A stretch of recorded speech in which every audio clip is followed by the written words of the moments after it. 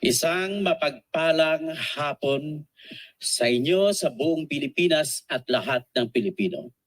Narito po kami, Partidong Bunyog Pagkakaisa, para ipaglaban ang lahat ng karapatan kasama ng religious freedom pero walang abuso na sexual abuse. Ngayon, una lang aming battle cry, paulit-ulit na sila. Wala namang nagbabago. Kaya kami naman, ang aking misyon bilang isa sa kasapi sa Bunyog Pagkakaisa ay tatapusin ko ang inumpisahang laban ni Nonoy Aquino at ang aking kliyente na si Percy Lapid. Ako po ay dumipensa kay Percy Lapid sa kanyang libel cases, naubos ko siya bago siya namatay. So ito po ang dahilan kung bakit ako nakipaglaban. Una, ipaglalaban ko at ng Bunyog ang pagtatag ng katarungan kung saan ang mga tao mismo o naghusga o kung tinatawag na jury system. Pangalawa, itatayo ko rin ang sistema na kung saan ang maghuhusga sa lahat ng kaso sa ombudsman ay mga tao na rin para matapos na kagad kahit 1 buwan o 2 buwan ang kaso at maubos ng mga korap sa ating bayan. Pangatlo, paglaban namin ang pagtatayo ng tinatawag na batas laban sa political dynasty.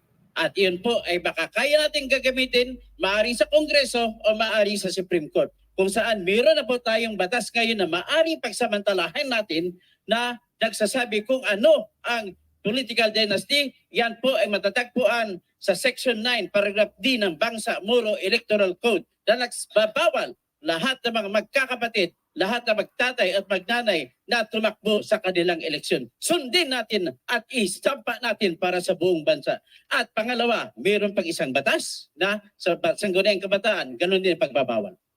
Maraming salamat po. Unang tanong po from UNTV, Dante Amento. Ay, Sir Dati. Hi sir, magandang hapon po.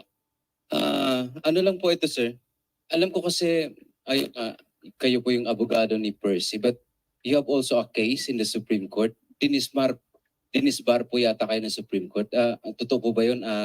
May update po ba doon sir? Yes, that is true, and I take that as my badge of medal of or badge or medal of valor because I fought against corruption and that fight resulted in the disbarment. Anyway, that is still under fight and I can still fight for it. Maybe I can assure you that is my proof that I am against totally and absolutely corruption. Meron pa magtatanong? Ian from Philstar.com.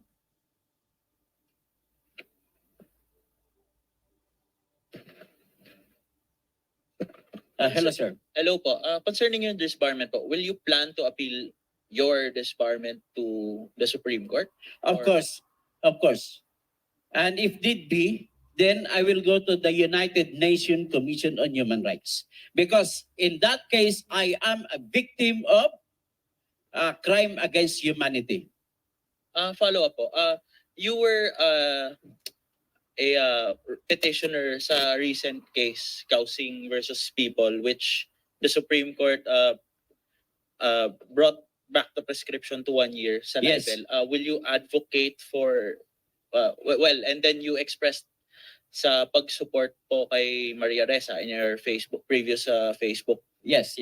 post. Will you advocate for the decriminalization of libel in Since the future? the beginning, when I was the legal consultant of National Press Club, we have been advocating for decriminalization of libel. Because you can notice that almost all convictees in libel are professionals in media or journalism. And this is considered as hazards of the profession.